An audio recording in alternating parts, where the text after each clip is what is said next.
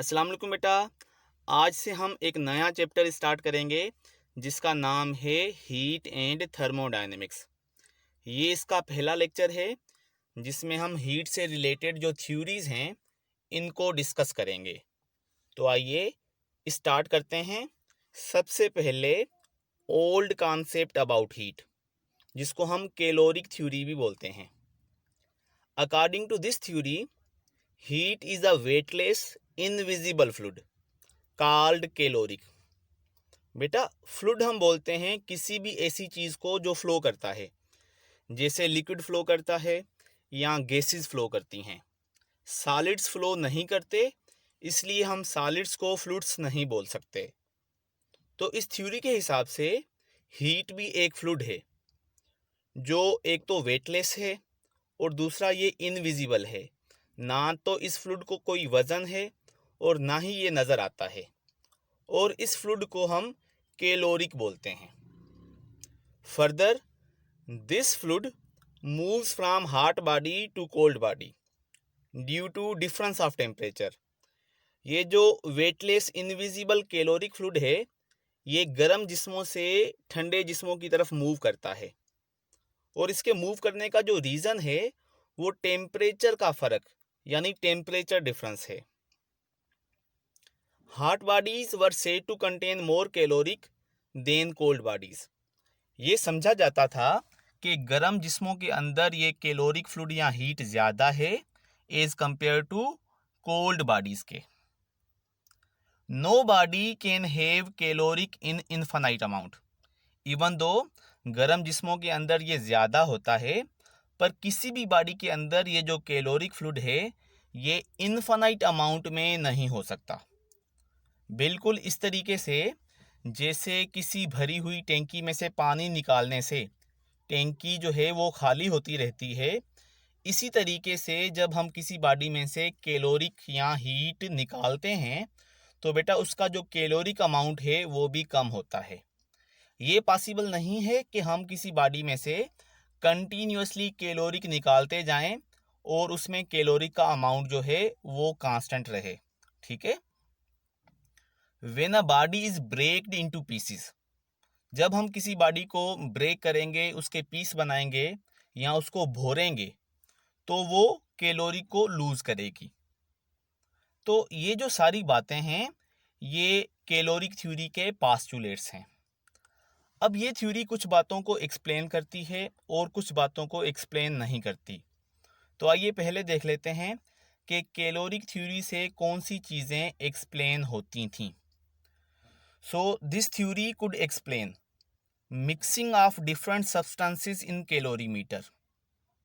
आगे जाकर हम देखेंगे कि कैलोरीमीटर एक कंटेनर होता है जिसके अंदर हम डिफरेंट चीज़ों को मिक्स करके और फिर स्टडी करते हैं कि हीट किस तरीके से हार्ट से कोल्ड बॉडी की तरफ ट्रांसफ़र होती है, और अननोन जो अमाउंट्स होते हैं या जो स्पेसिफिक हीट कैपेसिटीज़ होती हैं उनकी बेटा कैलकुलेशन होती है।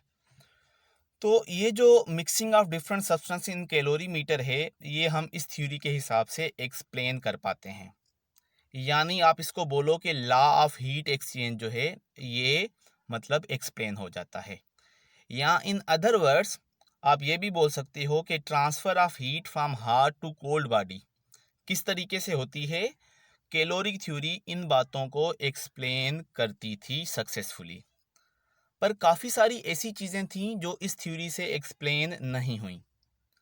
मिसाल के तौर पर फ्रिक्शन की वजह से जो हीट पैदा होती है, हम जब चीज़ों को रब करते हैं, ठीक है, आपस में हम रब करते हैं तो वहाँ पर हीट पैदा होती है।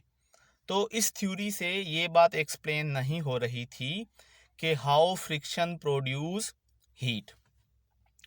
तो यहाँ पर फिर हम क्या करेंगे कि रिजेक्शन ऑफ कैलोरिक थ्योरी, यानी ये कैलोरिक थ्योरी जो है ये रिजेक्ट किस तरीके से हुई, अब हमने ये देखना है। तो बेटा इसमें सबसे पहले एक आदमी था रमफोर्ड। रमफोर्ड ने सजेस्ट किया that heat is not a caloric, कि हीट जो है ये कैलोरिक फ्लूइड नहीं है, but it is a form of energy. ये एनर्जी का एक किस्म है that can be produced mechanically, जिसको हम मैकेनिकल तरीक़ों से बना सकते हैं। ठीक है। तो रमफोर्ड ने कहा कि हीट जो है ये एनर्जी का फॉर्म है, ये कैलोरिक फ्लूइड नहीं है, और इस एनर्जी के फॉर्म को हम मैकेनिकल तरीके से यानी मैकेनिकल एनर्जी से बना सकते हैं।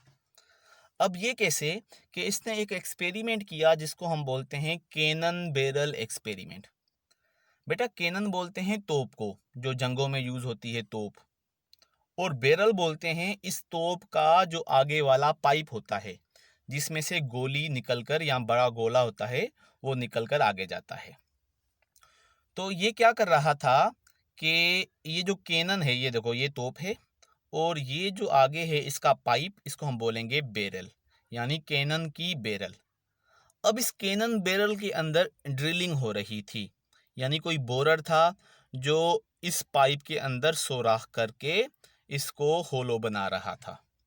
इसके लिए हम मैकेनिकल एनर्जी यूज़ करेंगे, यानी ये जो हार्स हैं ये गोल घूमते हैं जिसकी वजह से ये शाफ्ट रोटेट करती है, और इसकी वजह से फर्दर ये जो बोरर है ये रोटेट करता है, और जब बेटा ये इसके अंदर ड्रिल करता है तो रबिंग की वजह से ये जो मटेरियल है ये ब्रेक हो रहा है, ठीक है, और इसके अंदर होल पैदा हो रहा है, ठीक है। इस एक्सपेरिमेंट को हम क्या बोलेंगे, कैनन बैरल बोरिंग, यानी कैनन के बैरल की बोरिंग। अब काउंट रमफोर्ड ने ये नोट किया कि जब हम ये बोरिंग करते हैं तो इसके अंदर से ह्यूज अमाउंट ऑफ कैलोरिक बाहर आता है। शुरू में उसने ये समझा कि ये कैलोरिक फ्लूइड है, क्योंकि कैलोरिक थ्योरी बोलती है कि जब किसी मटेरियल को आप ब्रेक करते हो, उसके पीस करते हो, तो उसमें से कैलोरिक फ्लूइड जो है वो बाहर आता है, ठीक है। तो यहाँ से कैलोरिक फ्लूइड जो है ये निकल रहा था, लेकिन इसको सरप्राइज तब हुआ जब ये जो कैलोरिक फ्लूइड है ये सेम रेट पर निकलता आया। यानी आप जब तक ये मैकेनिकल एनर्जी यूज़ करते जाते हो तो ये इसमें से जो कैलोरिक है वो सेम रेट पर निकलता आ रहा है, उसका अमाउंट या रेट कम नहीं हो रहा। तो अब इसको थोड़ा सा शक हुआ कि अगर ये कैलोरिक है तो कैलोरिक को जब हम निकालते हैं तो आहिस्ता आहिस्ता कैलोरिक को कम होना चाहिए। कोई भी बॉडी इन्फिनाइट अमाउंट में कैलोरिक नहीं रखती, ठीक है। टैंकी में से जब हम पानी निकालेंगे तो पानी का प्रेशर कम होना चाहिए, तो इसी तरीके से यहाँ पर भी कैलोरिक का रेट कम होना चाहिए। पर इसने नोट किया कि production of heat is unexhaustible. Exhaust करना मतलब थक जाना, और यहाँ पर ये अनएग्जॉस्ट यानी थक ही नहीं रही थी, यानी सेम रेट पर कैलोरिक जो है वो बाहर आ रहा था। तो यहाँ से फिर इसने कंक्लूड किया कि बेसिकली ये कैलोरिक नहीं है, हीट जो है ये कैलोरिक फ्लूइड नहीं है, ये तो मैकेनिकल एनर्जी जो है वो फ्रिक्शन की वजह से हीट में कन्वर्ट हो रही है। यहाँ पर आप मैकेनिकल एनर्जी यूज़ कर रहे हो, इस मैकेनिकल एनर्जी की वजह से ये बोरर घूमता है और इसको यहाँ पर रबिंग या फ्रिक्शन मिलती है, और फ्रिक्शन की वजह से ये मैकेनिकल एनर्जी हीट में कन्वर्ट हो रही है। तो इसने ये सजेस्ट किया कि heat is not a caloric but it is a form of energy that can be produced mechanically. समझ में आया? फर्दर एक और साइंसदान था जिसको हम बोलते हैं जोल्स, ठीक है। तो जेम्स जोल ने फर्दर ये सजेस्ट किया कि ये जो मैकेनिकल एनर्जी हम यूज़ करते हैं और ये जो हीट यहाँ पर प्रोड्यूस होती है, इनके दरमियान में क्या रिलेशनशिप है। यानी जोल further showed the relationship between heat produced and mechanical work performed. और ये जो रिलेशनशिप थी ये कुछ इस तरीके से थी, यानी mechanical work is proportional to heat produced. आप जितना ज़्यादा वर्क करोगे या जितनी ज़्यादा मैकेनिकल एनर्जी यूज़ करोगे उतनी ही ज़्यादा यहाँ पर हीट पैदा होगी। बेटा इस रिलेशनशिप में ये जो वर्क है ये आप जूल्स में लोगे और हीट जो है ये कैलोरीज में पैदा करोगे, यहाँ कैलोरीज में इसको लोगे, क्योंकि शुरू में हीट जो थी उसको कैलोरिक फ्लूइड समझा जाता था और उसका यूनिट कैलोरी था। अब इस प्रोपोर्शनलिटी को अगर हम ख़त्म करें तो कांस्टेंट देना पड़ेगा, तो ये इक्वेशन कुछ इस तरीके से बन जाएगी, W is equal to J Q. यहाँ पर ये जो J है ये जोल्स कांस्टेंट है, या हम इसको मैकेनिकल इक्विवेलेंट ऑफ हीट भी बोलते हैं। ठीक है, अगर हम इस J को डिफाइन करें तो mechanical equivalent of heat is equal to work upon heat, work done in joules to heat produced in calories. अब इस एक्सपेरिमेंट में या इस रिलेशनशिप में ये नोट किया गया कि जब हम 4.18 जूल परफॉर्म करते हैं, यानी 4.18 जूल मैकेनिकल एनर्जी यूटिलाइज करते हो, तो फिर 1 कैलोरी ऑफ हीट पैदा होता है। इन अदर वर्ड्स आप ये बोल सकते हो कि 4.18 जूल 1 कैलोरी के बराबर होता है। इसी वजह से इस J या जोल्स कांस्टेंट की जो वैल्यू है ये 4.18 जोल पर कैलोरी है। याद कर लो बेटा, इसका कोई डायमेंशन नहीं होगा क्योंकि जोल और कैलोरी ये दोनों एनर्जीज हैं और ये जो रेशो है इसका यूनिट नहीं होता। अच्छा, शुरू में जो कैलोरी थी यानी हीट जो थी वो कैलोरिक फ्लूइड था, इसलिए उसका यूनिट कैलोरी पड़ गया। पर बाद में क्योंकि पता चला कि हीट भी एनर्जी का एक फॉर्म है, तो अब हम कैलोरी को भी एनर्जी का यूनिट मानते हैं। तो एक कैलोरी के अंदर 4.18 जोल होते हैं। अब कैलोरी जो है ये जोल से बड़ा यूनिट है क्योंकि इसकी तरफ जो कोफिशिएंट है वो छोटा है। और आपको पता है कि किसी भी इक्वेशन में जब हम दो यूनिट्स को इक्वेट करते हैं तो जिस तरफ कोफिशिएंट छोटा होता है वो बड़ा यूनिट होता है और जिस तरफ कोफिशिएंट बड़ा होता है वो छोटा यूनिट है। समझ गए? अब आगे चलते हैं। अब रमफोर्ड और जोल्स के एक्सपेरिमेंट के बाद अब कैलोरिक थ्योरी तो रिजेक्ट होगी, यानी हीट कैलोरिक फ्लूइड नहीं है, ये एनर्जी का एक फॉर्म है।